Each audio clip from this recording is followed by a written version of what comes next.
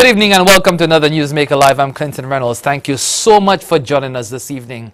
Of course, as we promised last week, we continue with the wage negotiations. No, we're not negotiating. However, we're speaking with parties concerned in the negotiations, which have been protracted, some might say. And, we heard from the TUF last week in the person of Mr. Montrop. And this week we have the representatives of the Police Welfare Association.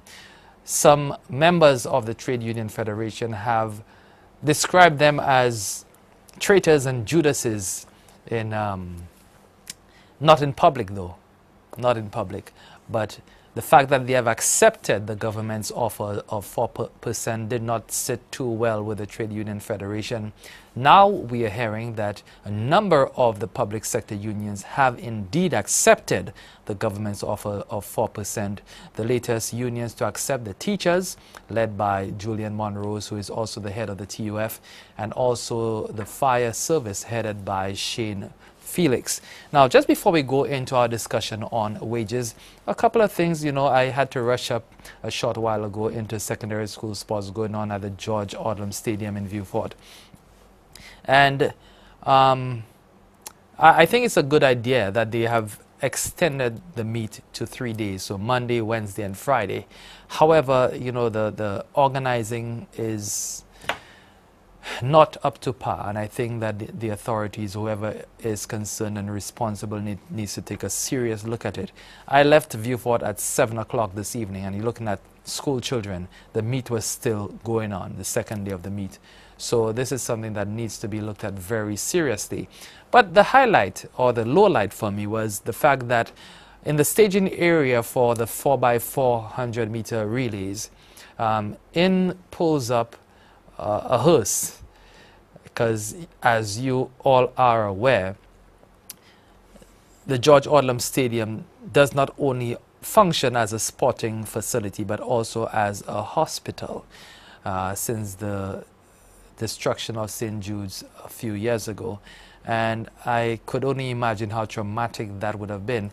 I promised to put out some of the video that I took on my phone during the press club on Saturday evening, just to show how, well, probably surreal that was to see children lining up, waiting to go run races, and then in the background, a hearse not too far from them. But that's something else. That's something for a different show.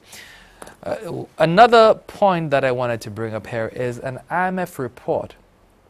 And it is the IMF Executive Board concluding its 2012 Article 4 consultation with St. Lucia. And from my understanding from speaking to my guest this evening, the trade unions were also part of that discussion to some degree, and probably we can quiz them on that. But unlike reports, I see that what the IMF had said there does not look too promising for St. Lucia, including an expansion of the tax base by, let me make sure I have, let me make sure, right. The directors saw scope to further widen the tax base by reducing tax incentives and exemptions. So the incentives that we get right now, the directors of the IMF have called for a reduction of those. They also urge the authorities to start consolidation without delay while minimizing the negative impact on growth. In this regard, they recommended focusing the adjustment on current spending, including wages and subsidies. So that is very interesting coming from the International Monetary Fund. On that note, I'll introduce my guest, the president of the Police Welfare Association, Martin James, and a member of the police negotiating team, Leosandre DeLeon. Welcome, gentlemen, to Newsmaker Live. Of course, I invited you last week, but then I imagine the atmosphere was very tense between yourselves and the TUF. Let's start off on that note. How is the relationship between the Police Welfare Association and the TUF right now? Okay, first I just want to say thank you very much for for inviting us, and we're here. And let me also say greetings to the police officers and all workers in St. Lucia and viewers. Well, to answer your question, from the time we went ahead with the mandate of the general membership, we've not had many encounters. I've heard of a few comments in the media and what have you, but we've not spoken face to face and what have you. So I really, if I have to take from what I heard in the media, then it seems to have some sort of issues, but we've not spoken. So after which you could probably get back and maybe answer your question much better. But why have you not spoken? Have you not tried to reach the leadership of the TUF? Did you not articulate your position as far as the mandate of the police membership? Yes. And what was the response to that? No. Well, that actually happened before all the media back and forth and what have you. Yes. If you may permit me. Sure, go ahead. At a meeting of the 1st of March, to be precise, we got a mandate from our general membership to accept government's offer of 4%, along with a few of the added benefits, because we had accepted the counter proposal as it relates to the fringe benefits and allowances already. So it was a total package. And we went to our members, we brought every possibility to our members, we placed everything on the table, all cards, everything, and out of that, we got a mandate. Almost unanimous. We got that mandate. That mandate was presented at the TUF, subsequently on either it was the Monday or so thereabout, and Monday. Yes, all the other public sector unions and association had rejected the 4%, and it's at that point we saw the, I want to use the right word, I don't want to say incompatibilities. Yeah, that's what it amounted to. Yes, that's what it amounted to. That was basically it. So the mandate of our members, we had to fulfill the mandate of our members, and so we did. Now, as I said in my introduction, you know, the Police Welfare Association is being described as a Judas or traitor in the negotiations because from the beginning, you had said that all public sector unions would be negotiating on the same platform with one voice, that one would speak for the other, and that you would accept or reject together. Was that the mandate given to you as part of the Trade Union Federation as an umbrella body? Almost. There's a part missing, and the part that's missing speaks to in the interest of the members we represent, in the interest of workers. So we agree to do all that, but it has to be in the interest of the members and workers of this country. Now, it would seem strange that the membership of the Police Welfare Association would accept the offer, whereas all the other unions were not accepting the offer. Have you any idea why that would be the case? I could tell you, Clinton, that what we've done, okay, just let me give you a little history, and maybe it would help you put it into perspective. On the 29th of October 2010, the Police Welfare Association presented its proposal for negotiations. And you know how it was with negotiations and at what point, and elections and the whole works. Notwithstanding all that, we continued negotiating, I think about August for 2011 thereabout.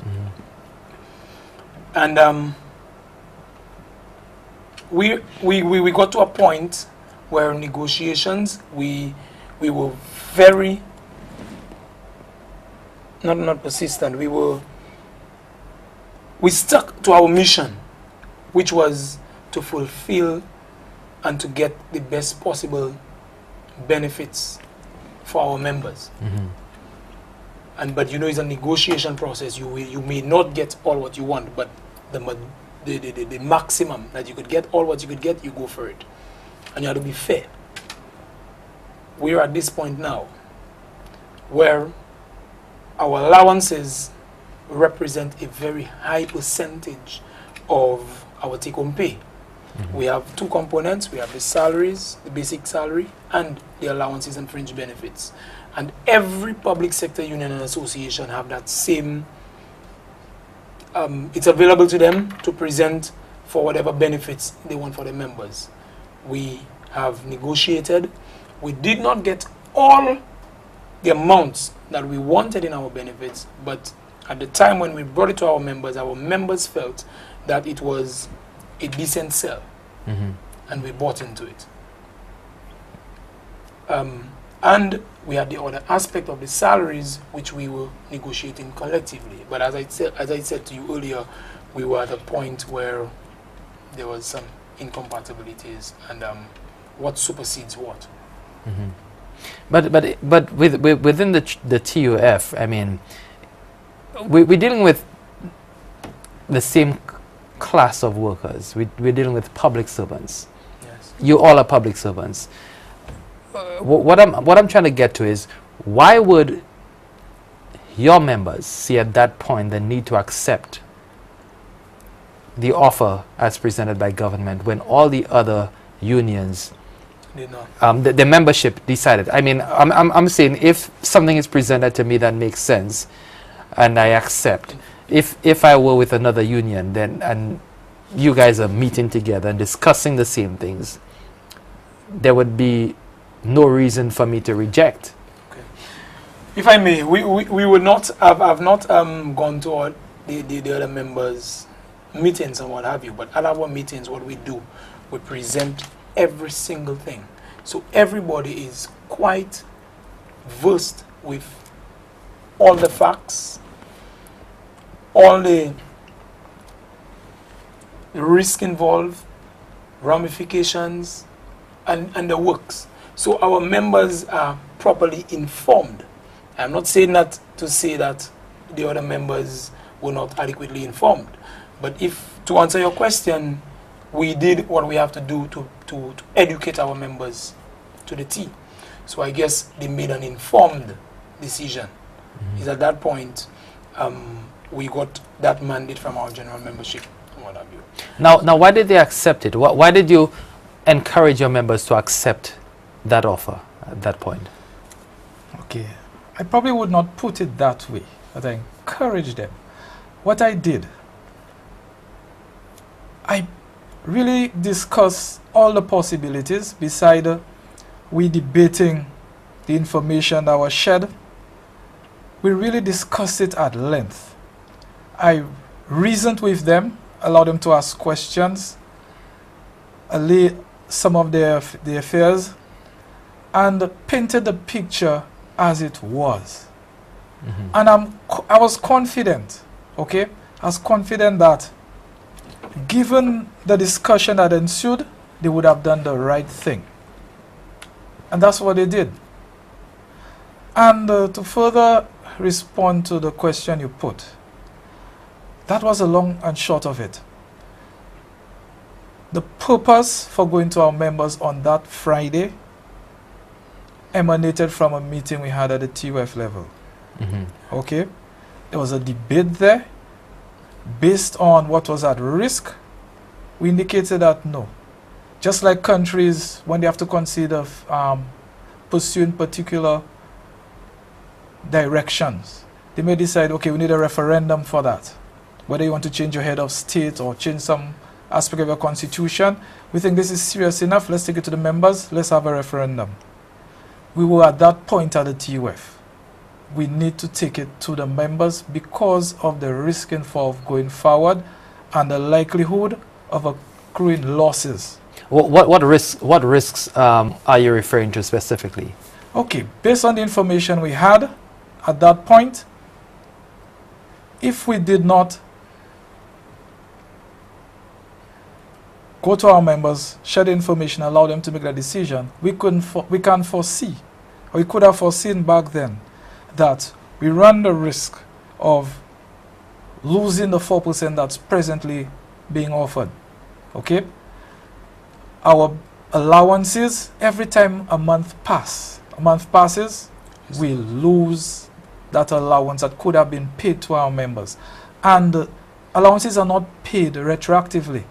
So every time a month passes, you just forfeit it. And that's only for the police? No, for Everybody with allowances. member body under the Trade Union Federation that I has see. an allowance. So we needed to justify losing that allowance And, on a monthly basis. and he had already lost it for 3 years because That's right. you're negotiating at the end of the triennium, which I've said it before makes absolutely no sense to me. You're negotiating conditions of work after you've worked. Yes. You know, so I mean, continue. So I that's just had the to interject question. that. This is what the question put. Why should we forfeit another month's allowances? Why should we forfeit it? Give us a reason. One, based on information we have, okay? Based on all the information we have, it seems very clear that government cannot afford the 4% that's on the table, far less more. If anybody had information and they kept it to themselves, then it certainly did not serve any useful purpose. On what basis are you saying that government could not or cannot afford 4% when the TUF has been saying all along that the government can pay 12%, can pay 9.5%, can pay 6%, and provide the aid conditions? We have not seen that information that government can afford 12% or more than or even a 4%. But that's what the TUF had been saying, no? Don't know where they got that information, but we will focus on the facts. Whether it's just a tactic, a strategy, or you posture yourself in a particular manner to convince people to hold on or to, part of the negotiating process. But at the TUF level, it became clear that all the information put before us, they can't afford the 4%. And why are we continuing to just lose the monthly allowances unnecessarily? And we are at the end of the triennium. So we got to the point where we think, okay, let's take it to the members, let them decide. We considered the possibility of arbitration. It became clear that if we went to arbitration, we don't see we getting certainly more than 3%. Now, if we are at that point where we recognize and agree that if we go that direction, we're not getting more than 3% for sure, why risk 4%? And if it goes to a tribunal, maybe 1%, maybe 1.2%. So why are we wasting time losing allowances unnecessarily, heading in a direction where we're likely to accrue more losses? At that point, we felt, let's take it to the members. If we agree to continue, then we all share the risk involved.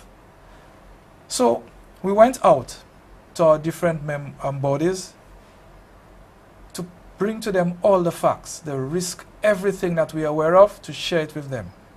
However, we also consider the possibility, and President Martin articulated that clearly, that why don't we consider having one TUF general meeting where all bodies meet together, where as leaders we can all articulate to the general membership all the facts.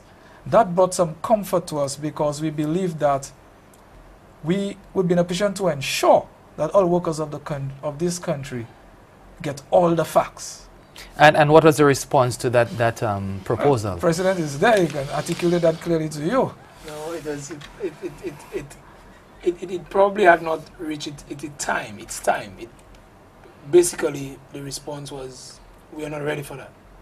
But if you are meeting in the same group and you're communicating with the same set of workers, public servants, why would there be a problem with, say, the police association addressing the teachers, or the teachers addressing fire officers, or the fire office Yes.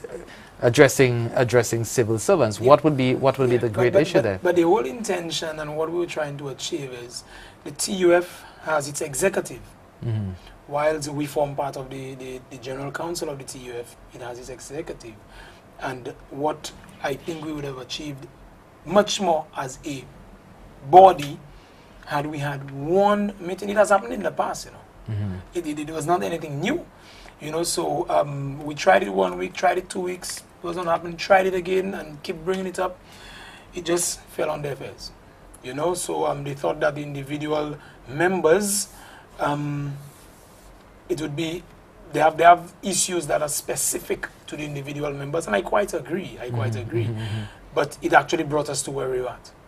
Had we had one meeting, we would have achieved that one voice, that one thing. But then everybody saw after their own niche and saw after theirs, so it brought us to where we're at. You're watching Newsmaker Live. I'm speaking here with the Police Welfare Association representatives, the President Martin James, and also negotiator on the TUF, Leozandre De Leon. We'll be right back after this short break to discuss why the tactics failed for the TUF. Stay with us.